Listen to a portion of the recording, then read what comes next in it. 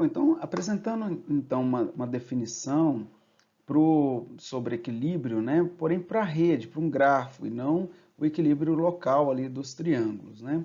Essa é uma definição mais forte, válida para um grafo completo, né? A abordagem do livro é depois generalizar e enfraquecê-la para poder ficar mais próximo do que são os grafos reais dentro de uma rede social online, por exemplo, alguma coisa que com dado empírico não funciona exatamente com a propriedade que a gente vai ver aqui, que é muito forte. Mas enfim, um grafo completo está balanceado se cada um dos seus triângulos é balanceado. Se qualquer triângulo que tiver for balanceado, tá? Mais precisamente, a gente tem que a propriedade aí do equilíbrio estrutural é quando a gente, para cada conjunto de três nós, né, se considerarmos três arestas que as conectam, né, ou todas as três são rotuladas com mais, que é o caso daquele balanceamento, né, quando o triângulo está balanceado, ou então exatamente uma delas é rotulada com mais, ou seja, um número ímpar de mais.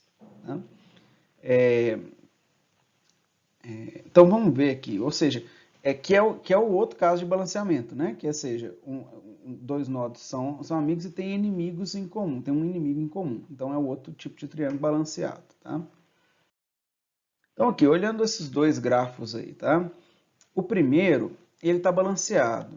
Por quê? Qualquer conjunto de três nodos que a gente pegar, a gente tem essa situação. Olha aqui, ó. O A, o B e o D, né? O A é amigo do B e os dois têm um inimigo em comum, balanceado, né? O C e o D, vamos pegar esse outro triângulo aqui, ó. O C e o D são amigos e têm um inimigo em comum. O A é amigo do B e eles também têm um inimigo em comum, que é o C. Se a gente pegar esse triângulo de fora, ó, o ACD, né? O C e o D são amigos e têm um inimigo em comum, que é o A. Tá vendo? Então, de maneira geral, aqui, todos os triângulos que você pegar, você vai ter... ele satisfaz a propriedade do equilíbrio estrutural. Já nesse segundo caso aqui, a gente tem dois triângulos que não satisfazem. É o ABC, onde você vê que tem aqui duas, está positivo, ó, duas positivas, né? Então, não, né, a tendência é o A e o B, né, se tornarem positivos, para que a gente tenha os três positivos, ou outra mudança aqui que possa, né, uma dessas áreas se tornar negativa, né? A mesma coisa aqui, ó, B, C e D. Ó, B, C e D. Tem duas positivas aqui, ó, nesse triângulo, tá? Também desbalanceado. Ou seja, se tem algum triângulo que não obedece à propriedade, então o grafo está desbalanceado. É importante a gente ressaltar que essa definição de equilíbrio estrutural para redes, ela é uma definição mais extrema não, ela é uma definição extrema, né? Ou seja, a gente está lidando aqui com um grafo completo e mais para frente eu vou mostrar um grafo quando ele não está completo, né? Mas é possível tratar a questão do equilíbrio também. E aqui é um sistema em que eliminou-se todos os triângulos desequilibrados, ou seja, atingiu-se um equilíbrio completo do grafo, né? E na prática, não é assim que funciona, né? Matemática é assim, está provado, né, assim, esse é o conceito teórico, enfim, dá para provar teorema e tudo mais, mas na prática, com dado empírico, você não tem uma rede que atingiu esse equilíbrio, é muito difícil, em geral você vai ter vários casos que não obedecem à lei, porque, enfim, na ponta ali tem um ser humano você pode ter todo tipo de situação. Mas a tendência é essa, né? A tendência é buscar equilíbrio. Então,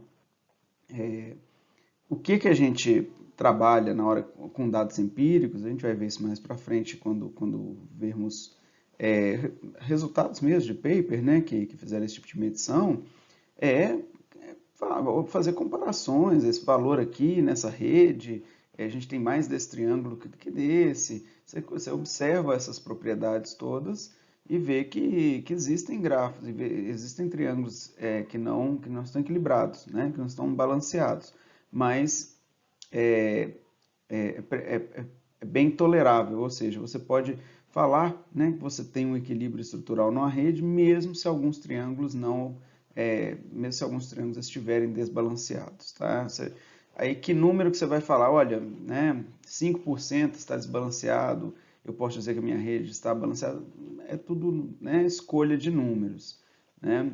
É mais para você dizer que essa rede está próxima, está balanceada, tem uma fração muito pequena.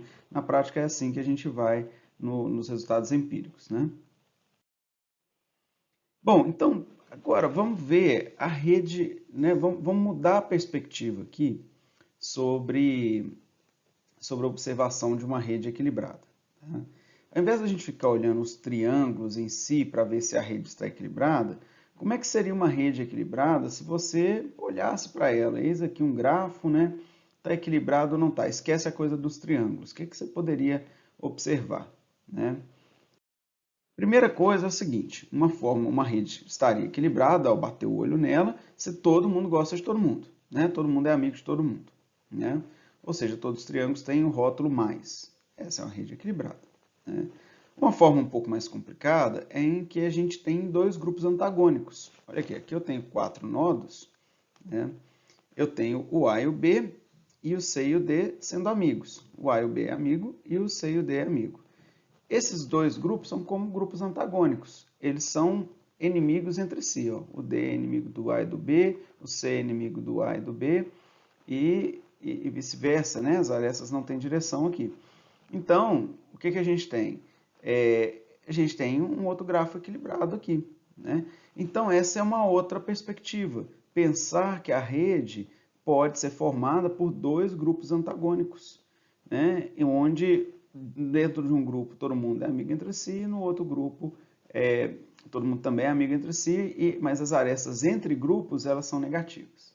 Bom, o que é interessante é que essa propriedade, né, que a gente acabou de ver, ela pode ser generalizada, né, para um gráfico qualquer, se a gente tiver essa propriedade. Vamos ver o que é a propriedade direitinho. Se a gente tiver, então, nodos, né, no grafo, com relações positivas e negativas, e puder dividir esses nodos em dois conjuntos x e y, de forma que, então, aqui dentro do grupo x, a gente tem os nodos que são amigos entre si. E aqui dentro do grupo y, a gente tem os nodos que são amigos também entre si. Mas eles têm uma expressão, eles expressam um antagonismo entre eles, né? Ou seja, tem uma aresta negativa, depende do que a aresta significa.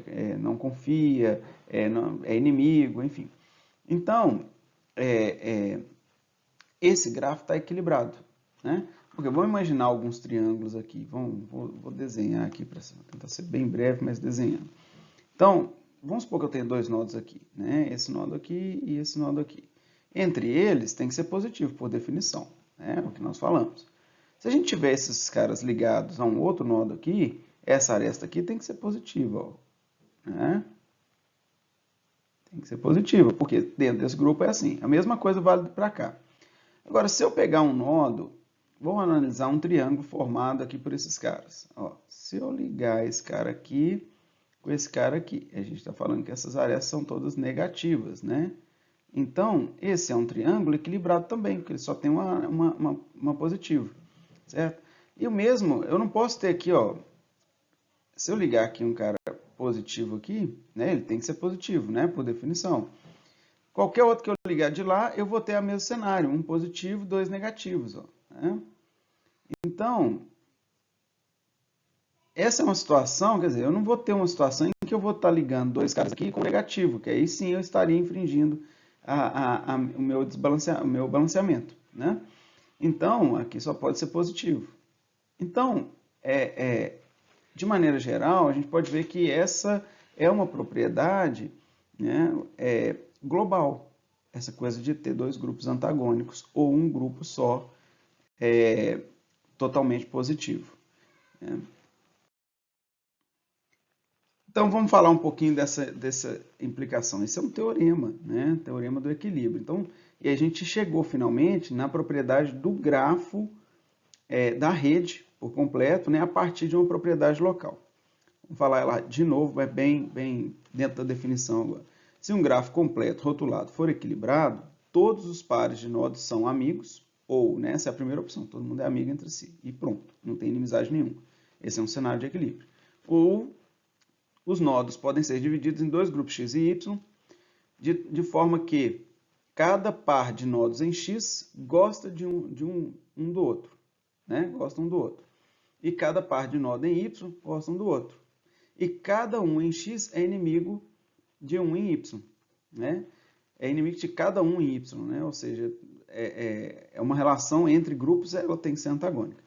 Então, a gente parte de uma propriedade puramente local, que é o equilíbrio estrutural, né? É aplicado a 3 nodos de cada vez, ou seja, a gente está avaliando triângulos, né? E falando de uma propriedade de que eles tendem a ter equilíbrio. E a gente vê que isso leva a uma propriedade global, ou seja, que a gente vai ter no mundo, né, ou digamos no nosso, depende do que é o nosso mundo, do que é o nosso grafo, do que é o ecossistema que a gente está avaliando, mas de maneira geral a tendência é que a gente tenha um sistema em que ou todos se dão bem, ou o mundo é dividido em duas facções de luta, né? Então a gente vê que há uma tendência a coalizões globais, a polarização, né? A gente vai vendo isso em eleições, a gente vai vendo isso em acordo entre países, né? Tem muita... eu recomendo muito... enfim, depois eu comento no final das transferências sobre livros da antropologia, né? Que vão para essa direção da natureza do ser humano, que acaba levando para essa... Acaba que está relacionado a toda essa polarização que está na natureza humana e, ao mesmo tempo, né, essas forças que levam ao equilíbrio, de certa forma, são parte da natureza humana, expressas dentro dessas teorias, né?